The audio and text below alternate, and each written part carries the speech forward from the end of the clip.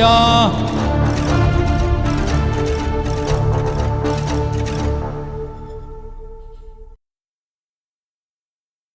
இந்த நாளிலும் வந்து கலந்து கொண்டிருக்கக்கூடியதான உங்கள் ஒவ்வொருவரையும் உயிர்த்தெழுந்த இயேசு கிறிஸ்துவின் நல்ல நாமத்தினாலே வாழ்த்தி வரவேற்கிறேன்.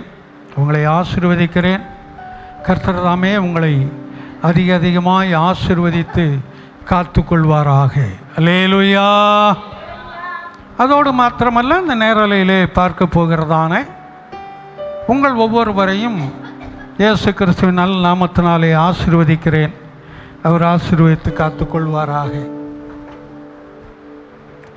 கர்த்தர் நல்லவர். தொடர்ந்து நம்முடைய வருஷத்துடைய வாக்குத்தத்த வசனத்தை வாசிக்கலாம். தேவன் தமது பார்வைக்கு நல்லவனாய் இருக்கிறவனுக்கு ஞானத்தையும் அறிவையும் இன்பத்தையும் அளிக்கிறார். அப்படியே தம்முடைய பார்வைக்கு நல்லவனாய் இருக்கிறவனுக்கு கர்த்தர் எந்த நன்மையான காரியங்களை செய்கிறார் என்பதை குறித்து பார்த்தோம். சங்கீதத்தில் வரும்போது அவருடைய வாசஸ்தலத்தில் வாசமாய் இருக்கிறவனுக்கு அவர் ஆசீர்வாதத்தை கொடுக்கிறார் என்பதை குறித்து பார்த்தோம். அப்படி என்றால் அவருக்கென்று நாம் ஒரு காரியத்தை செய்யும்போது, அவருக்குள்ளாக நாம் ஒரு காரியத்தை செய்யும்போது, அவருக்கென்று சில காரியங்களை நாம் விட்டு கொடுக்கும்போது அவருடைய ஆசீர்வாதங்களை, அவருடைய பிரதிபலன்களை நமக்கென்று வைத்திருக்கிறார். அல்லேலூயா. ஆமாம். ஒரு நாளும் நம்மை அள்ளத்தற்றவர் அல்ல, நம்மை ஒதுக்கிவிடக்கூடியவர் அல்ல. அவருக்கென்று நாம் எதில் வைராக்கியம் பாராட்டுகிறோமோ அதிலே அவர் நமக்காய் வைராக்கியம் பாராட்டக்கூடியவர். அல்லேலூயா. அதை நம்ம விசுவாசிப்போம். அப்படி என்றால் இதில் அந்த ஞானத்தை குறித்து நாம் பார்த்து கொண்டு வருகிறோம். தமக்கு பிரியமாய் இருக்கிறவனுக்கு அவர் ஞானத்தை கொடுக்கிறார். இந்த ஞானத்துடைய அடிப்படையில் வரும்போது எபேசியர் 1:8 பார்த்தோம். அது வாசிங்க. எபேசியர் 1:8.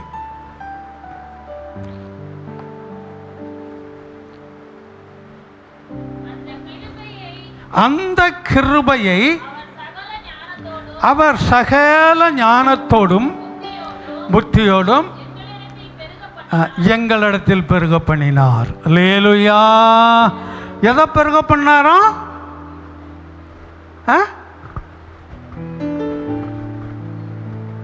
திரும்ப வாசிப்போம். அந்த கிருபையை சகல ஞானத்தோடும் புத்தியோடும் எங்களிடத்தில் பெருக பண்ணினார். அல்லேலூயா. அவரே புத்தின்னு வாசிக்கிறோம் வேதத்தில், அவரே ஞானம் என்று வாசிக்கிறோம். இந்த இடத்துல வரும்போது அவர் அந்த கிருபையை, எந்த கிருபைனா இப்போ வேண்டாம், அதுக்கு மேலே உள்ளது ஏற்கனவே பார்த்துருக்குறோம், அதனால் நான் அதற்குள்ளே கடந்து போகலை. அந்த கிருபையை சகல ஞானத்தோடும், அவர் ஞானம் நிறைந்தவர், நமக்கென்று சகல ஞானத்தையும் அங்கே அவர் பிரயோகிக்கிறார். சகல ஞானத்தையும் அவர் அங்கே பயன்பாட்டிற்குள்ளாய் கொண்டு வருகிறார். சகல ஞானம் என்றால் என்ன?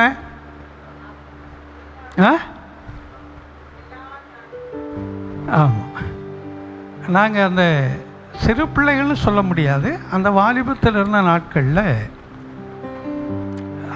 எங்கள் பகுதியில் நடந்த ஒரு குடும்பத்தில் நடந்த ஒரு சம்பவம். சமையல் பண்ணுற காரியத்தில் தான். இங்கே ஆள்வள்ளிங்கிறது அங்கே கப்பம்பாங்க, சில இடத்துல மரவள்ளிம்பாங்க, சில இடத்துல அந்த சீனி கிழங்கும்பாங்க, ஒவ்வொரு இடத்துல ஒவ்வொரு மாதிரி சொல்லுவாங்க. அந்த கப்பை வாங்கி அதை ஆள்வள்ளி வாங்கி அதை அவிச்சிருக்கிறாங்க. அப்போது அந்த தாயார் அங்கே இருந்த ஒருத்தட்ட உப்பு போட சொல்லியிருக்கிறாங்க. அவங்க உப்பு போட்டு போயிட்டாங்க. அடுத்தடுத்து இப்படி வந்த 2-3 பேரும் உப்பு போட்டிருக்காங்க. அதில் சாப்பிட்றதுக்குன்னு வடித்து உட்காரும்போது வாயில் வைக்க முடியல. அது ஏன் இப்படி இருக்குன்னா, நீ உப்பு போட்டையா? ஆமாம், நான் உப்பு போட்டேன். நீ போட்டையா? நான் போட்டேன். நீ போட்டையா? நான் போட்டேன். நீங்கள் தானே போட சொன்னேன். ஒவ்வொருவரும் அதில் போட்டு அதை சாப்பிட முடியாத அளவுக்கு வீணாகி போனது. அப்போ ஒருவர் அதை ஞானத்தோடு செய்திருக்கணும். இவ்வளோதான் அதற்கு உப்பு போடணும். சில நேரம் அவங்க போட்டிருப்பாங்கன்னு இவங்க போட்டிருப்பாங்கன்னு அவங்க, அப்படி இருக்கிற காலங்கள் உண்டு. கடைசியில் அது உப்பே இருக்காது. என்ன, நான் தான் போட சொன்னேனே, இல்லையே, நீ போட்டிருப்பா, நான் இருந்தேனே, இப்படி ஏதோ உண்டு. அப்போ எந்த வேலைகளை செய்தாலும் அதில் எப்படி இருக்க வேண்டுமா? சாதாரண ஒரு ஞானம், சகல ஞானமும். அதுக்கு எப்படி தண்ணி வைக்கிறது, அதை எவ்வளோ நேரம் வேக வைக்கிறது, அதுக்கு எவ்வளோ உப்பு போடணும், அதை எப்போ வடிக்கணும், இதெல்லாம் தெரிந்திருக்கணும். அதான் சகல ஞானம் என்று சொல்வது. சாதாரண ஒரு சமையல் பண்ணுவதற்கே நமக்கு இவ்வளவு ஞானங்கள் தேவைப்படுகிறது. அது சாதாரணப்படு. அதனால தான் சமையல் கலைஞர் அப்படின்னு சொல்கிறாங்க. சமையல் கலைஞர், சமையல் கலைஞி.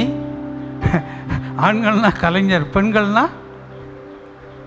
கலைஞருக்கு எதிர்பதம் என்ன? என்ன அமைதியாக இருக்கிறீங்க?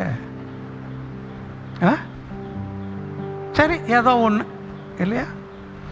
அப்போது சகல ஞானம், நம்முடைய குடும்ப வாழ்க்கையை நடத்தி கொண்டு போவதற்கு சகல ஞானங்கள் தேவை. குடும்பத்திற்குள்ளே எப்படி நடந்து கொள்ள வேண்டும், எந்த சூழ்நிலையில் எதை செய்ய வேண்டும், பிள்ளைகளோடு எப்படி நாம் பேச வேண்டும், மனைவியோடு எப்படி பேச வேண்டும், புருஷனோடு எப்படி பேச வேண்டும், பெற்றவர்களோடு எப்படி பேச வேண்டும், உடன் பிறந்தவர்கள் எப்படி பேச வேண்டும், இதற்கும் ஞானங்கள் தேவை. எல்லா இடத்துலையும் எல்லா மாதிரி நாம் என்ன செய்ய முடியாது, இருக்க முடியாது. அப்போ சின்ன சின்ன காரியங்களை செய்வதற்கு கூட நமக்கு ஞானங்கள் தேவையாக இருக்கிறது. தேவன் இங்கே நம்மிடத்தில் கிருபையை பெருக பண்ணும்படி அவர் என்ன செய்யக்கூடியவராக இருக்கிறார்? சகல ஞானத்தோடு. அவர் சகல ஞானத்தை பயன்படுத்தி இருக்கணுங்கிற அவசியம் இல்லை. அவருடைய கிருபையை நம்மகிட்ட பெருக பண்ணியிருக்கலாம், அதோடு முடிஞ்சு போச்சு. இல்லைன்னா அதிகபட்சம் ஞானத்தோடு பெருக பண்ணியிருக்கலாம். ஆனால் இங்கே அது அல்ல, சகல ஞானத்தோடு.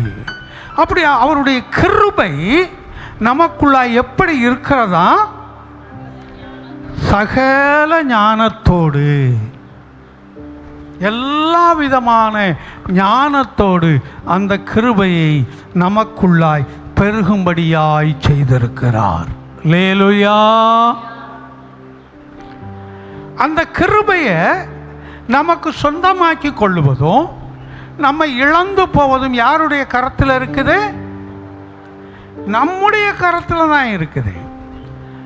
தேவன் அவருடைய பங்கை செஞ்சிட்டாரு.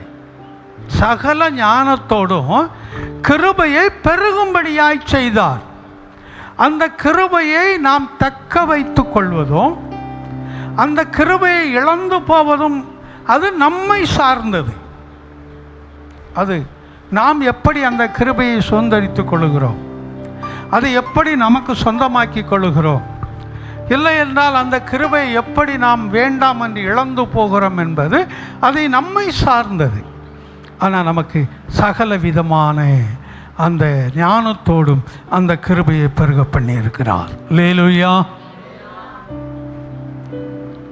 ஏன் அவர் ஞானத்தின் தேவன். அண்ட சராசரத்தையும் அவர் படைத்தவர். வானத்தையும் பூமியையும், பூமியில் வாழக்கூடிய மிருகங்களையும், தண்ணீரில் வாழக்கூடிய மச்சங்களையும், ஆகாயத்து பறவைகளையும், செடி கொடி எல்லாவற்றையும் அவர் உருவாக்கினவர். அவர் ஞானமாய் படைத்தார், ஞானமாய் செய்தார். எதுவாய் இருந்தாலும் சரி, அவர் படைத்த படைப்புகள் எல்லாமே ஞானமிக்கவைகள். மனிதனுக்கு 4 காலை கொடுத்து தலையை வச்சிருந்தா என்ன இருக்கும் யோசித்து பாருங்க. மனிதனுக்கு 4 கால்களை கொடுத்து தலை இதே போன்று இருக்கும் என்றால் எப்படி இருந்திருக்கும்? கொஞ்சம் யோசித்து பாருங்க. மிருகங்களுக்கு 2 காலை கொடுத்து அதற்கு இருக்கிறது போல தலைகள் இருந்திருக்கும் என்றால் எப்படி இருந்திருக்கும் யோசித்து பாருங்க இல்லையா? கால்லையும் 5 விரல், கையிலையும் 5 விரல். சிலருக்கு 6 விரல் இருக்கும், 7 விரல் இருக்கும், அது வேறு. சிலருக்கு ஒரு கையில் மட்டும் 6 விரல் இருக்கும், சிலருக்கு கால்லையும் கையிலுமே 6 விரல்கள் இருக்கும். அப்படி நபர்கள்லாம் இருக்கிறாங்க, அது வேறு, நாளுக்குள்ளே கடந்து போல. கையில் இருக்கிற 5 விரலுக்கும் காலில் இருக்கிற 5 விரலுக்கும் என்ன வித்தியாசம் உண்டு?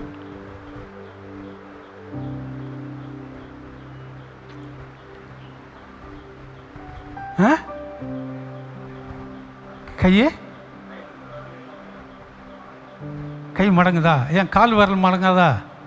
மடக்கு பாருங்க, மடங்குதா இல்லையானே? மடங்குதா இல்லையாங்கிறதான் கேள்வி. எவ்வளவு மடங்குதுங்கிறது நமக்கு வேண்டாம். மடங்குதா இல்லையா?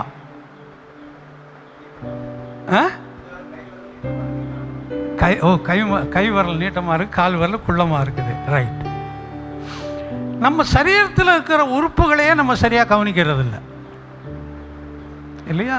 கொஞ்சம் யோசிச்சு பாருங்களேன். இந்த 4 விரலுக்கு எதிராக இருக்கக்கூடியது ஒரு விரல், 5வது விரல். இந்த 4 விரல்களுக்கு எதிராக இருக்கக்கூடியது இந்த ஒரு விரல். ஆனால் கால் எப்படி இருக்கு? எல்லாம் சேர்ந்து இருக்குது. ஏன் காலில் இருக்கிற விரல்களை சேர்ந்து வச்சாரு? கையில் இருக்கிறதையும் எப்படி வச்சாரு? சகல ஞானத்தோடு. அதுக்காக தான் நான் உங்களுக்கு சொல்ல வரேன். நம்முடைய சரீரத்தை வைத்தே உங்களுக்கு விளக்குகிறேன். அதை ஏன் காலில் இருக்கிறத ஒன்றா வச்சார், இதை மட்டும் ஏன் இப்படி எதிரடையாக பிரித்து வச்சார்? இந்த விரல் மட்டும் தப்பு பண்ணுச்சா பிரித்து வைக்கிறதுக்கு? இதை நம்ம யோசிக்கிறது இல்லை இல்லையா? சொல்லுமா, இதை சொல்ல வந்தியா?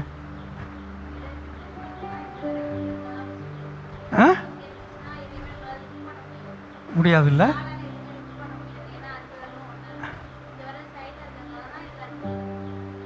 அதான் குறிப்பு. இந்த விரல் இல்லை என்று சொன்னால் நாம் செய்ய வேண்டிய எந்த வேலைகளையும் செய்ய முடியாது. எந்த வேலையை வேணாலும் நீங்கள் எடுத்துக்கொள்ளுங்க. இந்த 4 விரலில் என்ன வேலை செய்வீங்க? சில வேளை இந்த விரல் இல்லாதவர்கள் அதற்கு பழக்கப்படுத்தி வைத்திருப்பார்கள் என்று சொன்னால் இந்த விரலில் எல்லா வேலையும் செய்வாங்க. 2 கை இல்லாதவங்க காலில் ப்ரஷ் பண்ணுறாங்க, காலில் குளிக்கிறாங்க, காலில் எழுதுறாங்க, காலில் துணி மாற்றுறாங்க. 2 கையும் இல்லாதவங்க காலில் உட்காந்து எழுதுறாங்க, காலில் ஃபோன் பண்ணுறாங்க, காலில் செல்லை ஆப்ரேட் பண்ணுறாங்க, காலில் கம்ப்யூட்டர் ஆப்ரேட் பண்ணுறாங்க, அதில் போய் குளிச்சுட்டு வர்றாங்க, அந்த காலை வச்சு அதில் சோப்பு போடுறாங்க, அந்த காலை வச்சு துணியை தோட்டுறாங்க, உடம்பை தோட்டுறாங்க, அந்த காலில் சாப்பிட்றாங்க. அது அவர்கள் பயிற்சி எடுத்துக்கொண்டது. இது ஒரு சிலர் அப்படி ஒதுங்கி இருக்கு, அதை நம்ம கணக்கில் சேர்க்க முடியாது. அப்போ நமக்கு இந்த கைகள் இல்லை என்று சொன்னால், இந்த விரல் இல்லை என்று சொன்னால் நாம் எந்த வேலையும் செய்ய முடியாது. சுருக்கமாக சாப்பிட முடியாது. நீங்கள் சாப்பிட்டு பாருங்கள் எப்படி சாப்பிட முடியும்னு. ஸ்பூனில் அள்ள மாதிரி எவ்வளவு அள்ளி அள்ளி இப்படியே சாப்பிட்டுக்கிட்டு இருப்பீங்க. அதான் இந்த விரல் எதிராய் கொடுக்கப்பட்டிருக்கிறது. சாப்பாட்டு அள்ளி வாயில் வச்சு இந்த விரலை வச்சு உள்ளே தள்ளணும். நம்ம யாரும் அப்படி செய்யறதில்ல. அது ஆனை கவளம் பிடிச்ச மாதிரி பிடிச்சி லவக்கு லவக்கு லவக்குன்னு உள்ளே போட்டு போகிறோம், அது வேறு. என்ன உருண்டை பிடிக்க வேண்டியது, லவக்குன்னு போட வேண்டியது இல்லையா? அதல்ல, முறைப்படி அதை எடுத்து இந்த கையில் வச்சு இது உள்ளே தள்ளுறதுக்கு. இது கைக்கு சாப்பிடும்போது நீங்கள் பாருங்கள், அப்போ அந்த சோர்களை கொட்டாது, போக வேண்டியது உள்ளே சரியாய் போகும். எந்த வேலையை செய்ய வேண்டுமானாலும் இந்த விரல் அவசியம். கால் விரல் அப்படி இருக்கிறதுக்கு காரணம் என்ன? கை விரலுக்கு இது, கால் விரலுக்கு ஏன் அப்படி எதிர்ப்பாக வச்சுருக்க கூடாது? ஒரு எதிரடை அதே மாதிரி வச்சுருந்தா என்ன?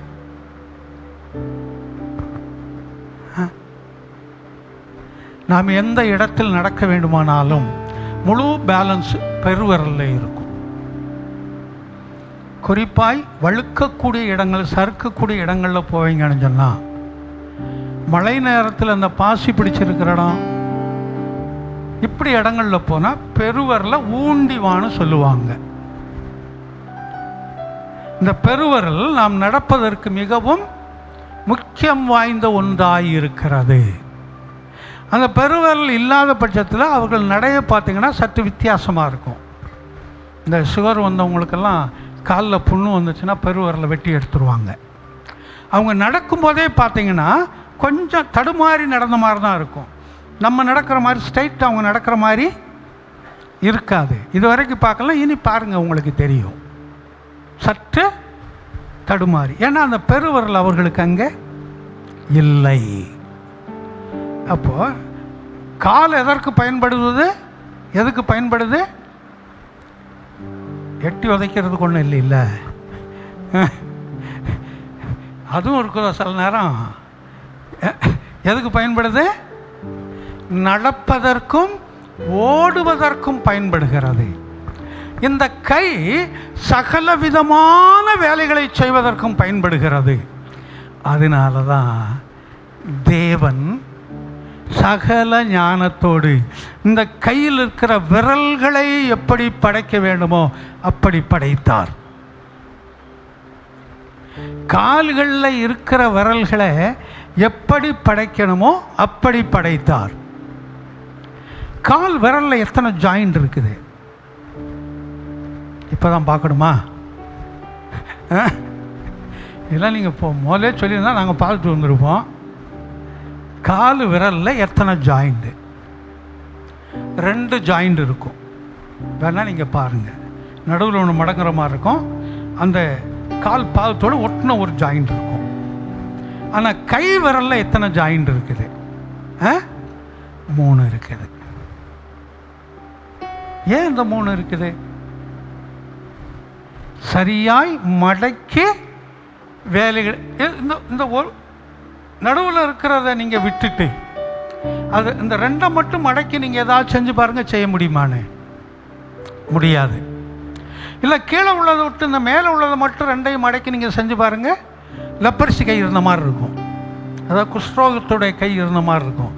ஒரு வேலையும் செய்ய முடியாது. அப்போ இந்த 3ம் மடங்கி செய்யும்போது தான், ஆமாம் இப்படி வச்சுட்டு குத்துவாங்க ஒரு குத்து, அதெல்லாம் மடங்கணும். எல்லாம் மடங்கிட்டு வச்சா தான் வரும். இல்லை கால் அப்படி மடக்க முடியாது. காலுக்கு அந்த அது செய்கிற வேலைக்கு அந்த 2 ஜாயிண்ட் போதும். அப்போ இந்த சின்ன சின்ன காரியங்களை கூட கர்த்தர் எவ்வளவு ஞானமாய் அதை படைத்து உருவாக்கி வைத்திருக்கிறாங்க கொஞ்சம் யோசித்து பாருங்கள். தேவன் நம்மை படைத்தார், நம்மை சிருஷ்டித்தார், நம்மை உருவாக்கினார், ஈஸியாக சொல்லிட்டு போயிடுறோம். ஆனால் அது எந்த அளவுக்கு நேர்த்தியாய் அவர் செய்திருக்கிறார் என்பதை நாம் யோசித்து பார்க்க வேண்டும். யோசித்து பார்க்க வேண்டும். அதைத்தான் நம்ம இந்த இதில் வாசிக்கிறோம். சகல ஞானத்தோடு அவர் கிருபையை நடப்பிக்கிறார். அல்லேலூயா. சகல ஞானத்தோடு நம்மை அவர் பாதுகாத்து கொள்ளுகிறார்.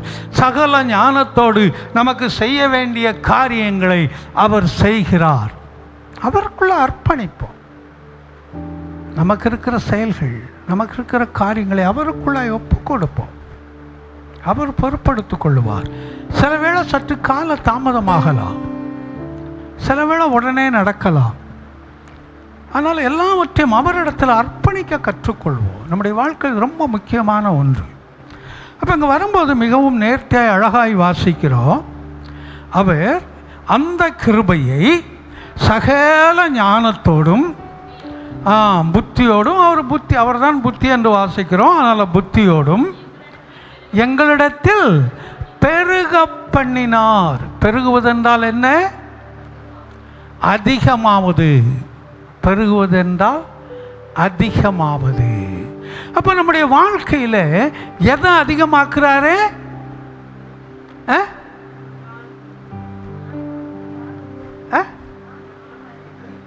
எது?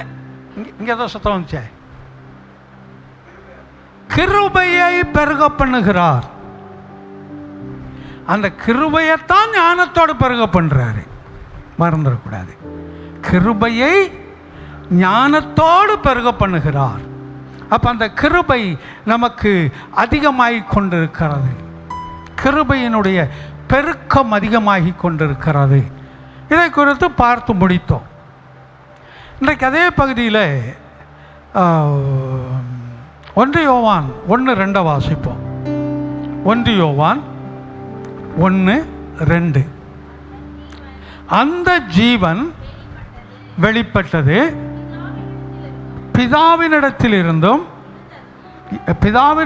இருந்ததும் எங்களுக்கு வெளிப்பட்டதுமான நித்தியமாயிருக்கிற அந்த ஜீவனை நாங்கள் கண்டு.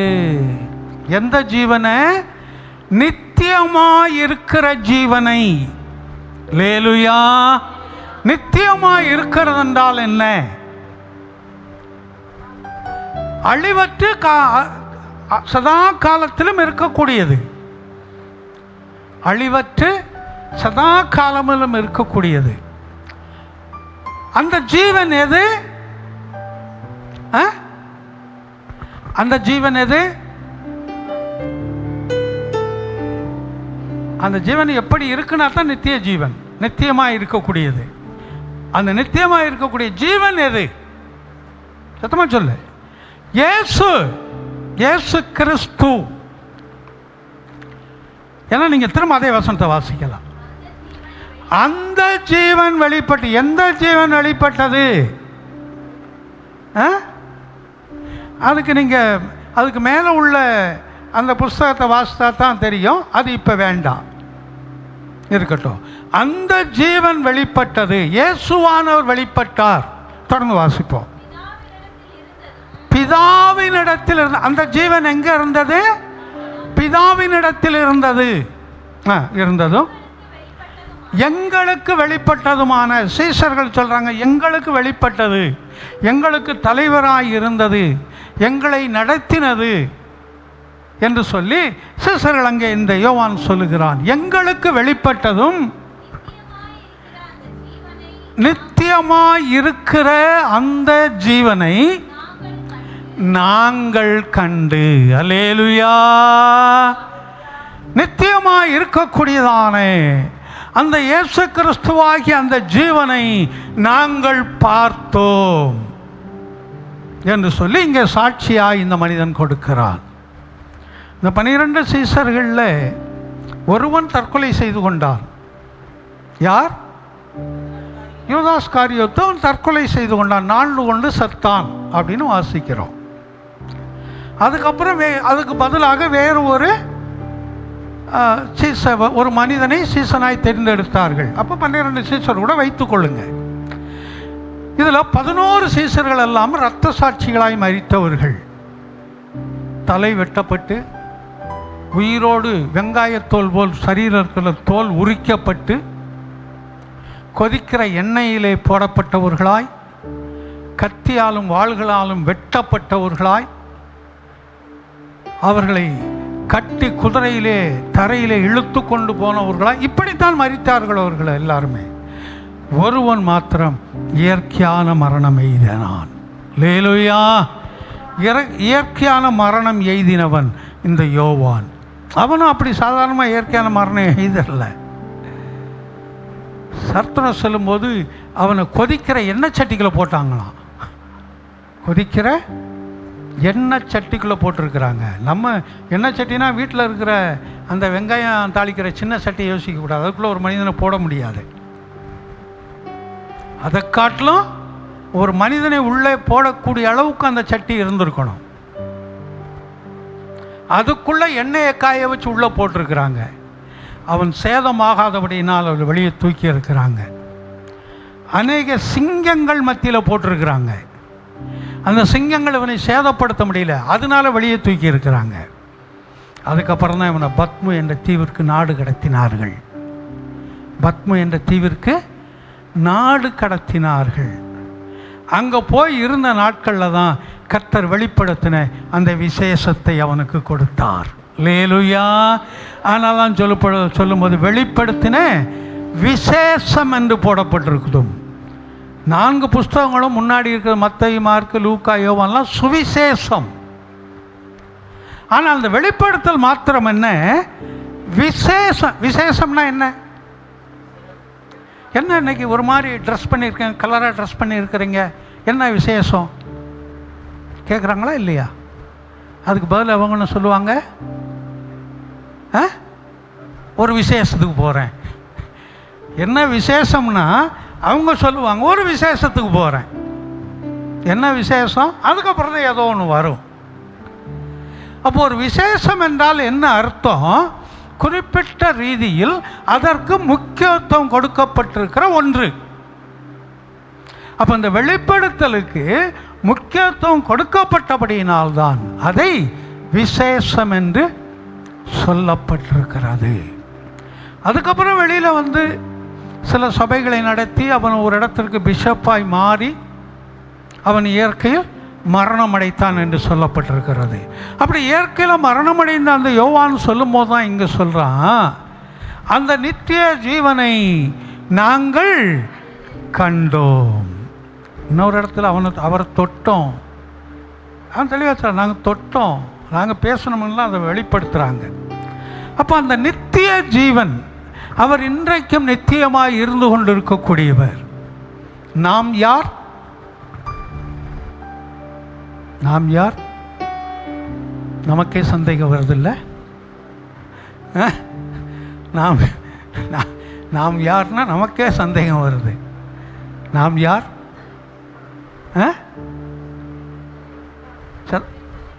அவருடைய பிள்ளைகள். அவருடைய, நமக்கு சந்தேகம் இருக்குது, எங்க சொல்ல முடியும்? இல்லை, அவருடைய பிள்ளைகள். அவருடைய பிள்ளைகள் என்றால் அவர் இருக்கும் அந்த இடத்திற்குத்தான் நம்மை அழைத்து கொண்டு போகும்படி அவர் விரும்புகிறார். அல்லேலூயா. அப்ப கிறிஸ்தவம் என்பது இந்த உலகத்தில் உள்ள கார், பங்களா, சொத்து, சுகம் இதுக்காக மாத்திரம் அல்ல. மறந்துடாத, இதெல்லாம் நமக்கு தேவை. உலகத்தில் வாழ்கிற வரைக்கும் பணம் நமக்கு தேவை. பணமோ எல்லாவற்றிற்கும் உதவும். பணம் பாதாளம் வரை பாயும் என்று சொல்லப்பட்டிருக்கிறது. ஆனால் பணம் பரலோகம் போகாது. பணம் பரலோகம் போகாது. ஆமாம், அந்த ஐஸ்வர்யனை பார்த்து இயேசுவானவர் இடத்துல வந்து துக்க முகத்தோடு கடந்து போன ஒரே ஒரு மனிதன் இருக்கிறான் என்றால் அவன் யார்? ஒரு ஐஸ்வர்யமான வாலிபன். ஏன் அவன் துக்க முகத்தோடு கடந்து போனான்? நியாயப்பிரமாணத்தை எல்லாம் கடைப்பிடிச்சு வாரான். நியாயப்பிரமாணத்தை கடைப்பிடிக்கிறது அவ்வளோ லேசான காரியம் இல்லை, மிகவும் கடினமான காரியம். அதையெல்லாம் கடைப்பிடிச்சு வாரான். அது அவனே சொல்கிறான், இதெல்லாம் என் சிறு வயது முதல் நான் கடைப்பிடித்து வருகிறேன், நான் கீழ்ப்படிந்து வருகிறேன் என்று சொல்லுகிறார். ஆனால் அவர் சொல்கிறாரு, உன்கிட்ட இருக்கிறதெல்லாம் விற்று ஏழைகளுக்கு கொடுத்து விட்டு என்னோடு வாங்குகிறாரு. இந்த வார்த்தையை கேட்டபோது தான் அவனுக்கு என்ன உருவானது? துக்கம் உருவானது. துக்கம் உருவானது. அவன் துக்க முகத்தோடு கூட கடந்து போனான் என்று வேதத்தில் வாசிக்கிறோம். அப்பதான் சொல்றாரு, பரலோக ராஜ்யத்துக்கு பணக்காரன் போக முடியாதுன்னு அவர் சொல்லலை, ஐஸ்வர்யவான் போக முடியாதுன்னு சொல்லலை. என்ன சொன்னார் தெரியுமா? அரிது. அரிதுனா என்ன அர்த்தம்? ஏதோ 100ல் 1 நடக்கும்னு சொல்றாருங்க, 1000ல் 1 நடக்கும்னு சொல்றாரு. ஏனென்றால் அவருடைய சிந்தைகள், அவர்கள் செயல்கள் எல்லாம் எதன் மேலே இருக்கும்? அந்த பணத்தின் மேலும் அந்த பொருளின் மீதும் தான் இருக்கும். கொஞ்சம் யோசித்து பாருங்க, யோசித்து பாருங்க. உங்களுடைய சிந்தைகள், செயல்கள் எல்லாமே அந்த உலகத்துடைய அந்த ஆடம்பரத்தின் மீது தான் இருக்கும். அதனால தான் அவர்களை குறித்து சொல்லும்போது ஐஸ்வர்யவான் பரலோக ராஜ்யத்துக்குள் பிரவேசிப்பது அரிது அப்படின்னு சொல்லி அங்கே சொல்கிறாரு. ஊசியினுடைய காதுக்குள்ள ஒட்டவும் கூட நுழைஞ்சிருமா? ஊசி எவ்வளோ பெருசு இருக்குது, ஒட்டகம் எவ்வளோ பெருசு இருக்குது. ஊசியினுடைய காதுக்குள்ளே ஒட்டகம் கூட நுழைஞ்சிருமா. ஆனால் பரலோக ராஜ்யத்தில் ஐஸ்வர்யவான் பிரவேசிப்பது அரிது. ஏன் ஊசியும் ஒட்டகத்தையும் சொல்லி இருக்கிறாரு?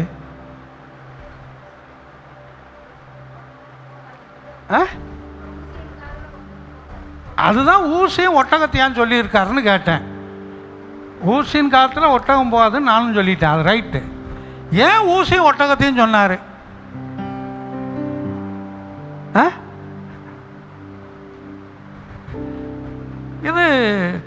இது வந்து வேதத்தில் இல்லை. ஆனால் சரித்திரம் என்ன சொல்லுகிறது என்று சொன்னால், அவர்கள் ஒட்டகங்களை பயன்படுத்துவது எதற்காக அப்படின்னு சொன்னால், இன்றைக்கி இருக்கிற குட்டி யானை மாதிரி. இன்றைக்கி குட்டி யானையில் என்ன ஏற்றுறாங்க? குட்டி யானை எதுக்கு வச்சுருக்காங்க? சில வீட்டில் குட்டி யானை மாதிரி இருக்கிறேன்னு சொல்லுவாங்க, அது வேற. அது இவங்கள சொல்கிறாங்களா அவங்கள சொல்கிறாங்களா அதுக்குள்ளே இல்லை. வாகனம் குட்டி யானை எதுக்காக?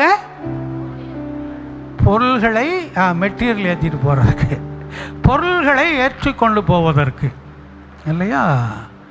நம்ம பைக்கில் வந்து சில அதிகமான பொருள்களை எடுத்துகிட்டு போகணுன்னு சொன்னால் எப்படி எடுத்துகிட்டு போக முடியும்? கயிறு வச்சு கட்டியா? ஆமாம். எந்த பக்கம் கயிறு வச்சு கட்டுவோம்? முன்னாடியா பின்னாடி? வேற அவங்க வசதிக்கு எவ்வளோ பொருள் இருக்கோ அதுக்கு தகுந்த மாதிரி கட்டுவாங்க. பின்னாடியும் வச்சு கட்டுவாங்க, ரெண்டு சைடும் வச்சு கட்டுவாங்க, ரெண்டு சைடும். அப்போ இந்த ஒட்டகத்தில் வரக்கூடியவர்கள் அவருடைய பொருள்களை ஏற்றிக்கொண்டு வருவதற்கு ரெண்டு பக்கத்திலையும், அந்த வயிறு பக்கத்தில் ரெண்டு பக்கத்திலையும் பெரிய பெரிய மூட்டைகளாய் கட்டி அதை தொங்க போட்டு கொண்டு வருவார்களாம் ஒட்டகம். இதற்குத்தான் ஒட்டகத்தை பயன்படுத்தினார்கள். இதுதான் ஒட்டகத்தை பயன்படுத்தினாங்க. இஸ்ரவேல் அந்த வெளிக்கோட்டை, அதாவது அந்த வாசல் கதவு, எருசலேம் பட்டணத்தில் இருக்கிற வாசல் கதவு மேலே ஊசியாக இருக்குமா, கோபுரம் இருந்தது போல்.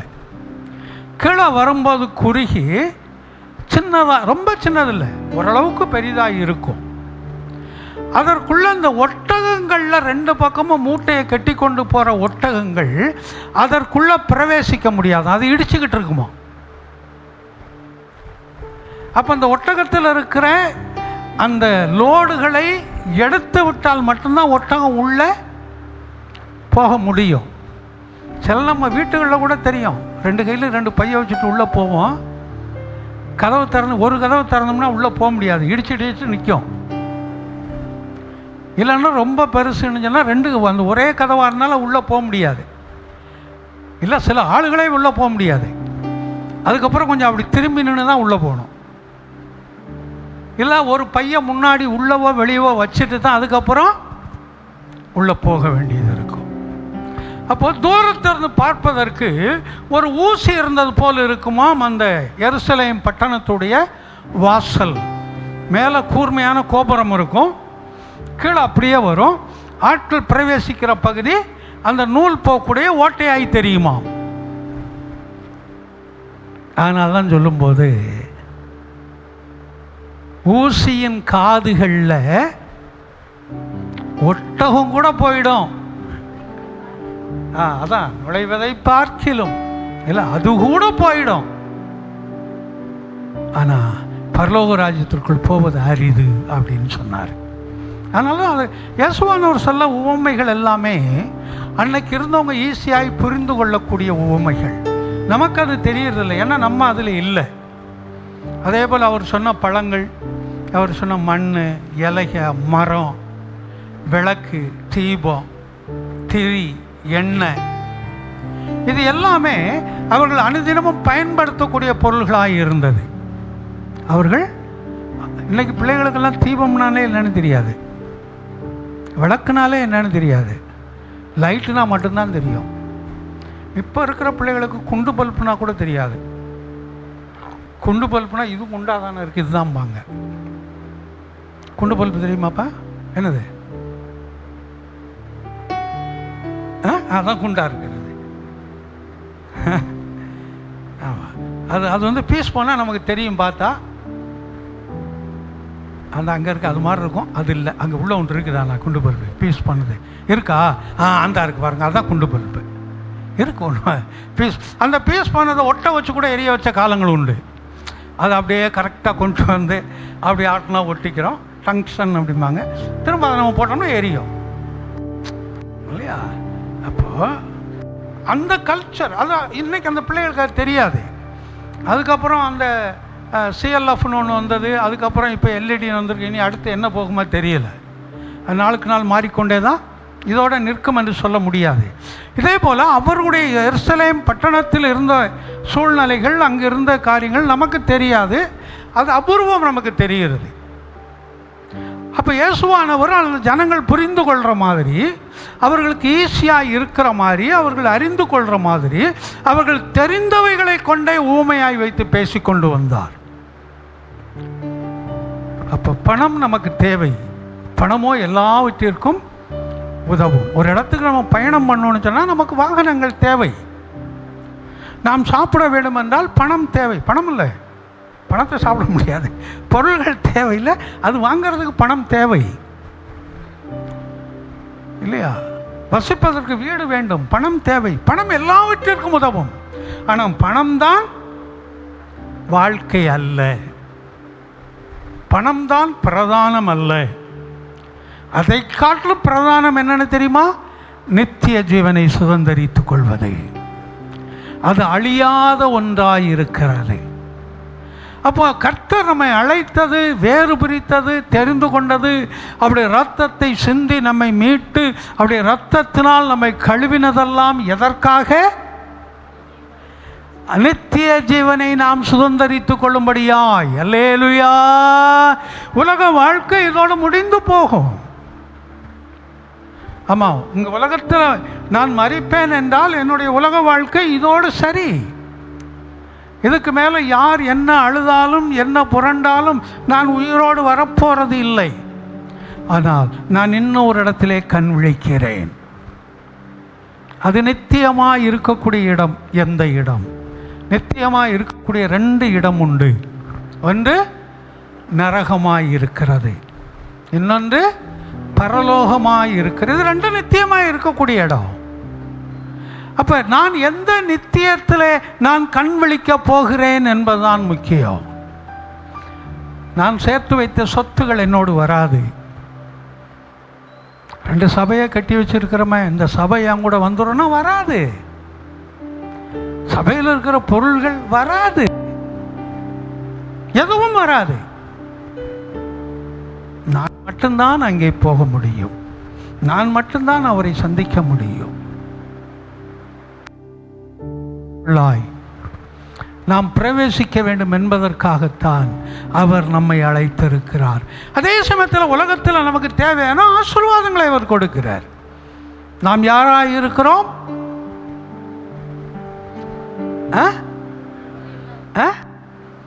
அவருடைய பிள்ளைகளாய் இருக்கிறோம். வேறு யாராய் இருக்கிறோம்? விசுவாசிகளாய் இருக்கிறோம். வேறு யாராய் இருக்கிறோம்? இப்படியே கேட்டுக்கிட்டே போயிட்டே இருக்க முடியும்ல. ஆமாம், ஆபிரகாமின் சந்ததிகளாய் இருக்கிறோம். நாம் ஆவிக்குரிய இஸ்ரவேலர். அப்போ ஆபிரகாமுக்கு கொடுத்த ஆசீர்வாதங்கள் எல்லாமே நமக்கும் சொந்தம். அப்போ நாம் ஆவிக்குரிய இஸ்ரவேலர்களாக இருக்கிறதுனால பூமிக்குரிய ஆசீர்வாதங்களை நமக்கு கொடுக்கிறார். அல்லேலூயா! பூமிக்குரிய ஆசீர்வாதங்களை நமக்கு என்ன பூமிக்குரிய ஆசீர்வாதங்கள் தேவை என்பதை அவர் பார்க்கிறார். நமக்கு பணம் தேவை, பொருள் தேவை, நல்ல ஆகாரங்கள் தேவை, சரீரத்தில் நல்ல சுகம் தேவை, பயணங்களில் பாதுகாப்பு தேவை. இதெல்லாம் உலக ஆசீர்வாதங்கள். இதை எல்லாவற்றையும் நம்ம கொடுக்கிறார். ஆனால் இதெல்லாம் எடுத்துக்கிட்டு ஆபிரகாமும் போக முடியாது, நீயும் நானும் போக முடியாது. நம்ம போகிறது எதை எடுத்துக்கொண்டு போக முடியும்? நம்முடைய பரிசுத்தத்தையும் நமக்கு கொடுத்ததான விசுவாசத்தையும் எடுத்துக்கொண்டு தான் அங்கே போக முடியும். நம்முடைய பரிசுத்தத்தின் அளவை அவர் பார்க்கிறார், விசுவாசத்துடைய அளவை பார்க்கிறார். அதை கொண்டு அவர் நம்மை இங்கே ஆசீர்வதிக்கிறவராய் இருக்கிறார். அல்லேலூயா. ஆனால் தான் அங்கே வரும்போது தெளிவாக சொல்கிறாரு, நித்திய ஜீவனை, அந்த நித்திய ஜீவனையும் நம்மிடத்தில் நிரந்தரமாக்குகிறார். பெருக பண்ணுவது ஒரு பகுதி, நிரந்தரமாக்குறதுன்னா அது என்ன ஒன்று எப்படி சொல்றது? சொந்தமாக்குறது. அந்த கிருபையை பெருக பண்றாரு, நித்திய ஜீவனை சொந்தமாக்குறாரு. அந்த நித்திய ஜீவன் நமக்குள்ளாய் இருக்கும் வரைக்கும் நாம் நித்திய ஜீவனை ஓடிக்கொண்டே இருப்போம். நித்திய ஜீவன் எப்போ நம்ம விட்டு ஒதுங்குதோ அப்போ உலக காரியத்தை நோக்கி ஓடிக்கொண்டே இருப்போம். ஆவிக்குரிய எண்ணங்கள் நமக்குள்ளாய் இருக்கிற வரைக்கும் ஆவிக்குரிய வாழ்க்கையில் ஓடுவோம். நாம் எப்படி ஜெபிப்பது, எப்படி வேதத்தை வாசிப்பது, எப்படி ஊழியம் செய்வது. ஊழியம் செய்யணும், மைக்கு இருந்தால் தான் ஊழியம் செய்வோங்கிறது இல்லை. நம்மோடு இருப்பவர்களுக்கு இயேசுவானவர் நமக்கு செய்த நன்மைகளை சொல்லுவோம். நம்முடைய நண்பர்களுக்கு, நமக்கு தெரிந்தவர்களுக்கு இயேசுவானவர் நமக்கு செய்த நன்மைகளை சொல்லுவோம். அது போதும், அது அவர்களுக்குள்ளாய் கிரியை செய்யும். நாம் இருக்கிற சுகத்திற்கு காரணம் என்ன? இயேசுவானவர், அதை சொல்லுவோம். நாம் இருக்கிற ஆசீர்வாதங்களுக்கு காரணம் என்ன? இயேசுவானவர், அதை சொல்லுவோம். அது போதும், அதுதான் ஊழியம். எல்லாரும் மைக்கு பிடிச்சி பேச முடியாது, எல்லாரும் போய் ரேட்டில் நின்று பேச முடியாது இல்லையா? ஒவ்வொருவருக்கும் ஒவ்வொன்று. ஆனால் இவைகள் தான் நம்மோடு கூட இதை நாம் சொல்லுவோம். எந்த அளவுக்கு கர்த்தர் என்னை நடத்தி இருக்கிறார், எந்த அளவுக்கு நம்மை பொறுப்படுத்தி கொண்டிருக்கிறார். இன்றைக்கு நாம் ஒருவரை சந்திப்போம் என்றால் நம்முடைய வாயிலிருந்து வரக்கூடிய வார்த்தைகள் எல்லாம் என்னவா இருக்கும் தெரியுமா? பொதுவாக கொஞ்சம் வயசானவங்கன்னு எனக்கு என்ன, உனக்கு எவ்வளோ சுகர் இருக்குது, எனக்கு இவ்வளோ சுகர் இருக்குது, உனக்கு எவ்வளோ இருக்குது. ஆமாம், இன்றைக்கி டீ கடைகளுக்கு போனால், எந்த கடைக்கு போனாலும், சார் உங்களுக்கு சக்கரை எப்படி சார் அப்படின்னு.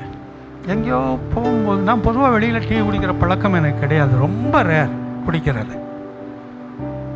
அப்போ சில நேரம் ஒரு சமயத்தில் ஒரு இடத்துல ஒரு டீ குடிக்கும்போது, சார் உங்களுக்கு டீ சக்கரை சார். நான் சொன்னேன், எனக்கு சக்கரை நார்மலாக போடுங்க, கூடுதலாக விட நார்மலாக போடுங்க, எனக்கு சக்கரை வியாதி இல்லை அப்படின்னு சொன்னேன். சொல்லிட்டு போடும்போது கேட்டேன், வர்றவங்ககிட்டெல்லாம் இப்படி சக்கரை வேணுமான்னு கேட்டுக்கிற வேண்டியது இருக்குல்ல அப்படின்னா.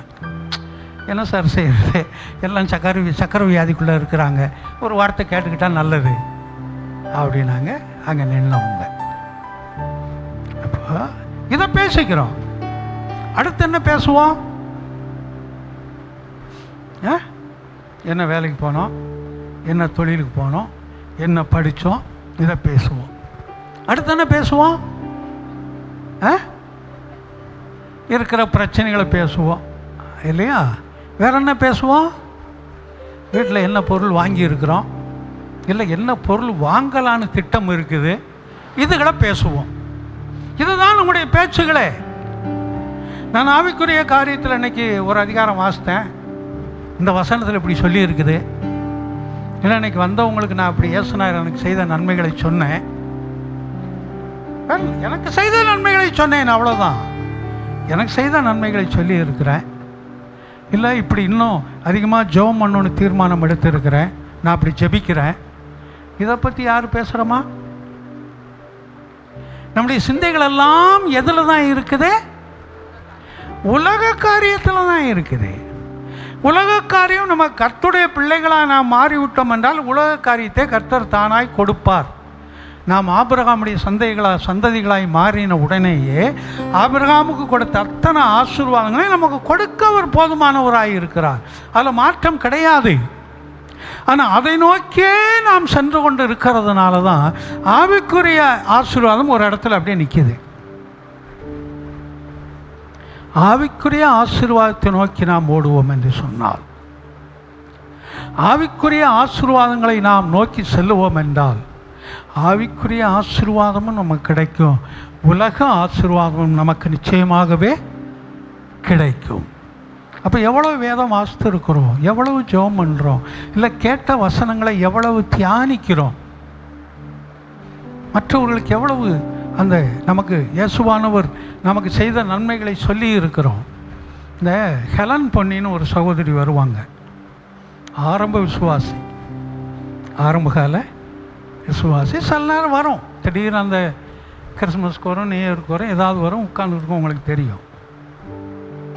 இப்போ சமயத்தில் கொஞ்ச நாளைக்கு, இப்போ ஒரு மாதமோ 2 மாதத்துக்கு முன்னாடி ஃபோன் பண்ணிச்சு. நான் வாரம் பாஸ்டர் வாமானே, அது ஃபோன் பண்ண அதோடு நிறுத்திக்கிறோங்க. அது சொல்லும், நான் பஸ் ஸ்டாண்டில் நிற்கும்போது திடீர்னு அல்லேலூயா அப்படிம்பேன். இருக்கிறவங்களாம் என்ன அது கொஞ்சம் ஒரு மாதிரி இருக்கும், என்ன இது மெண்டலா அப்படின்னு அப்படியே பார்ப்பாங்க சுற்றி முற்றி. நான் அதை குறித்து யோசிக்க மாட்டேன். எந்த இடத்துல யார் இருந்தால் எனக்கு என்ன, அவர் எனக்கு செய்த நன்மை நான் சொல்கிறேன். என்ன பாஸ்டர் அப்படிங்க, ஆமாம் சொல்லுமா அப்படிம்பேன் நான். அப்போ அந்த சுவிசேஷத்தை அறிவிப்பதற்கு வெட்கப்படாத ஒரு தன்மை, நமக்கு செய்த காரியங்களை, நாம் இன்று ஜீவனோடு இருக்கிற காரியங்களை, கர்த்தர் நமக்கு உலக பிரகாரமாய் கொடுத்த ஆசீர்வாதங்களை, சரீர பிரகாரமாய் கொடுத்த ஆசீர்வாதங்களை நாம் மற்றவர்களுக்கு சொல்லும்போது, சபைக்குள் சொல்வது வேறு, சங்கத்தில் சொல்வது வேறு, வெளியில் சொல்வது வேறு. அப்படி சொல்லும்போது கர்த்தர் நம்மை அதிகமாய் ஆசீர்வதிக்கிறார். அந்த நித்திய ஜீவனை நமக்கு சொந்தமாய் கொடுக்கிறார். அந்த நித்திய ஜீவனுக்குள்ளாய் பிரவேசிக்கும்படியாகத்தான் உன்னையும் என்னையும் அழைச்சிருக்காரே தவிர, வீடுகளை வாங்கிறதுக்கும், கார்களை வாங்கிறதுக்கும், நகை நட்டுகளை வாங்கிறதற்கும், பெரிய ஆஸ்திகாரனாய் மாறுவதற்கும் அல்ல. இது எல்லாவற்றையும் என்ன செய்யணும்? அவ்வளோ பெரிய கோடீஸ்வரி ஜெயலலிதா எதை தூக்கிட்டு போனாங்க? ஒரு சந்தன பெட்டியே இருந்திருக்கும்னு நினைக்கிறேன். அது எப்போ மக்கி போகும்னு தெரியாது.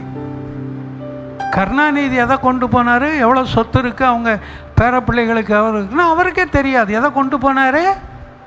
அவரும் சில வேளை அந்த ஒரு சந்தன பெட்டி தான் இருந்திருக்கும். இல்லை ஒரு 10 பவுனை போட்டு அனுப்புப்பா செஞ்சுருப்பாங்கன்னு நினைக்கிறீங்களா?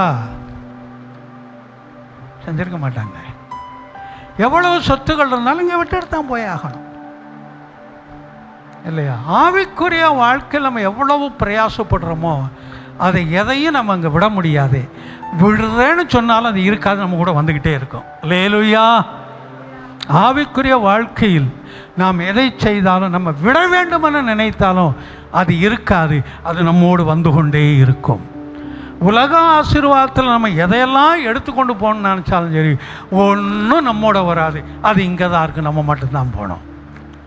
அப்போ அந்த நித்திய கிருபையை நம்மோடு பெருக பண்ணினார். அந்த நித்திய ஜீவனை நமக்குள்ளாய் கொடுத்திருக்கிறார்.